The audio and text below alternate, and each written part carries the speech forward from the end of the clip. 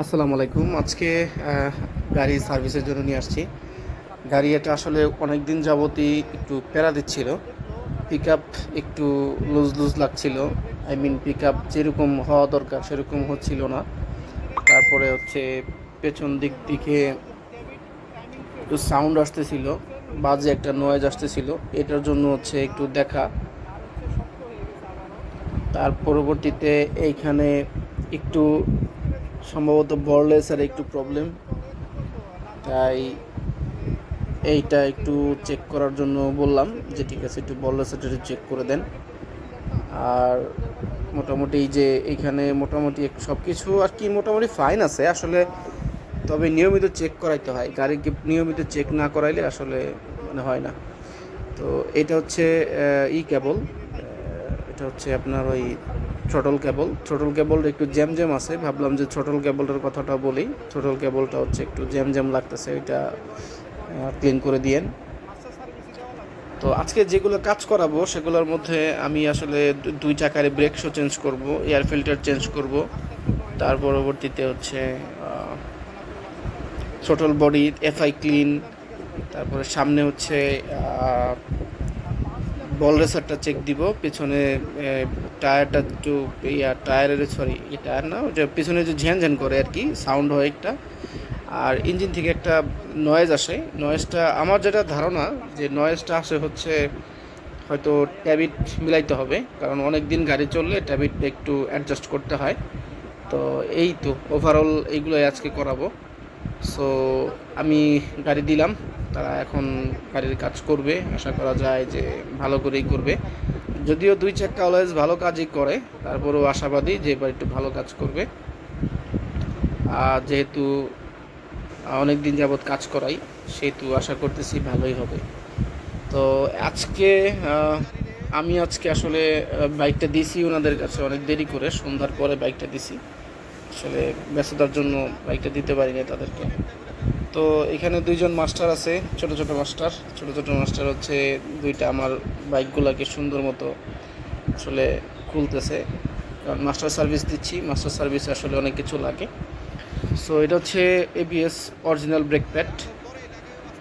এটা দুই চাকাতে পাওয়া যায় অরিজিনাল ব্রেক প্যাড। তো ব্রেক প্যাডটা ইনস্টল করার আগে বললাম যে তুমি এটা ভালোভাবে ক্লিন করো, প্রয়োজনে সুন্দর করে পানি দিয়ে ধুয়ে মুছে, কেরোসিন দিয়ে ধুয়ে মুছে ক্লিন করে তারপরে এটা ইনস্টল করো। এদিক থেকে হচ্ছে মোটামুটি সব কিছু খোলা শেষ। এই টুকটাক ট্যাবেটের হেড কাভার হাবিজাবি ইত্যাদি ইত্যাদি খুলবে। তো এর জন্য সব কিছু রেডি করতেছে। আর এইখানে বললাম না যে বল রেসারটা একটু প্রবলেম, তো বল রেসারটা হচ্ছে সুন্দর করে ধুয়ে ওটা আবার গ্রিজ করে লাগাই দিবে। তো মানে খুব বেশি প্রবলেম না, তবে আবার একটু টাইট আছে, মাঝখানে একটু টাইট আছে। সো এটা আরও স্মুথ করার জন্য হচ্ছে বল রেসারটা খুলে একটু টাইট করে দিবে। যদি টাইট মানে দেওয়ার পরে বা আবার নতুন করে সেটিং করার পরে যদি ঠিকঠাক হয় তাহলে আর লাগবে না আবার। এই তো এটা হচ্ছে থ্রোটল বডিতে আসলে দেখেন এফআই ক্লিন না করলে আসলে কি হয়। এটা হচ্ছে এত পরিমাণে ময়লা হইছে ভাই, মানে কি বলবো, ভিতরে ময়লা গিয়ে মানে একদম এফআই এর যে ময়লাগুলো আছে সেগুলো একবারে সুন্দর দেখা যাচ্ছে। সো এটাও ক্লিন করবে। তো এখানে হচ্ছে আমাদের যে বল রেসারের যে বলগুলো সেগুলো ক্লিন করতেছে। আরও ওই যে ছোটো মাস্টার হচ্ছে ওখানে সুন্দর করে গ্রিস করতেছে যাতে এগুলো সুন্দর মতো অ্যাডজাস্ট করে বসাইতে পারে। সো জিনিসটা আসলে খুবই ভালো লাগলো, সবাই খুব যত্ন সহকারে কাজ করে, ইচ অ্যান্ড এভরিথিং আসলে খুব ভালোভাবে দেখে। তো মাস্টার হচ্ছে সুন্দর করে গ্রিচ করার পরে এটা এখন সেট আপ করবে। সো সেট আপ প্রসেস এই যে সুন্দর করে এটা পিনে ঘাটে কীভাবে যেন বসায় সেটা আমি জানি না। পিনে ঘাটে সুন্দর করে বসায় তারপরে হচ্ছে এটাকে টাইট করতে হয়। একবার টাইট করতে হয়, একবার লুজ করতে হয়, একবার টাইট করতে হয়, একবার লুজ করতে হয়। সো এই তো এভাবে এটাই করে। আর আমি আমার বাইকের হচ্ছে কুলেন্টটাও চেক করানো দরকার আছে। সো এটা হচ্ছে বাইকের হেড খুলে হচ্ছে যে ট্যাবিটটা অ্যাডজাস্ট করতে হয়। বাইক অনেক কিলোমিটার চললে তখন হচ্ছে ইঞ্জিনের সাউন্ডটা একটু চেঞ্জ হয়ে যায়। সো সেক্ষেত্রে ট্যাবিট অ্যাডজাস্ট করলেই আপনার ইঞ্জিনের সাউন্ড স্মুথ হয়ে যায়। সো অনেকের ক্ষেত্রে এটা হয় না, অনেকের ক্ষেত্রে হয়তো টাইমিং চেঞ্জ করা লাগতে পারে, বাট আমার ক্ষেত্রে টাইমিং চেন আল্লাহর রহমতে ভালো আছে, কোনো সমস্যা নাই, যার কারণে আমার আর টাইমিং চেনে হাত দেওয়া লাগে নাই। সো এই ক্ষেত্রে এখন হচ্ছে টাইমিং চেনের কোনো প্রয়োজন লাগছে না, এখন আমি ট্যাবিট অ্যাডজাস্ট করার পরেই আশা করা যায় যে ঠিক হয়ে যাবে।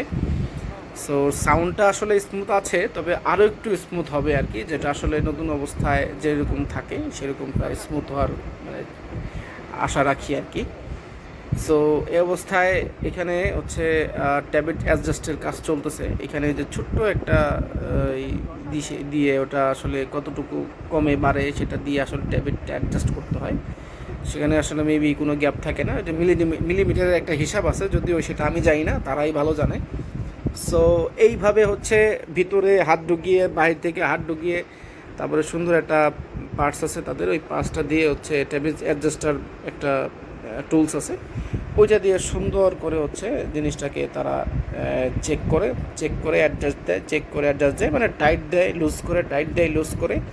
এটা আসলে অ্যাডজাস্টার, এটাই মূলত অ্যাডজাস্টার। ওই যেখানে নাট দেখা যাচ্ছে ওই নাটটা একটু টাইট দিবে, অ্যাডজাস্ট করবে, আবার করবে, এভাবে আসলে ট্যাবেট অ্যাডজাস্ট করে। সো এই অবস্থায় আসলে আমি আমার বাইকটা রেখে আসতে হয়েছে, বা রেখে আসতে হয়েছে সুন্দর করে যদি বলি, রেখে আসতে হয়েছে। এর কারণ হচ্ছে যে আজকে মানে 9টা অলরেডি বেজে গেছে, প্রায় 2 ঘন্টার মতো কাজ করছে, কিন্তু আসলে কাজ আগাই নাই, যেই পরিমাণ আগানোর কথা সেই পরিমাণ আগাই নাই, তবে আবার অনেকটাই আগাই গেছে। সো উনি বললো যে বাইকটা দিবে না, তো আগামীকালকে 12টা 12:30টার দিকে আবার ফুল বাইকটাও দিবে।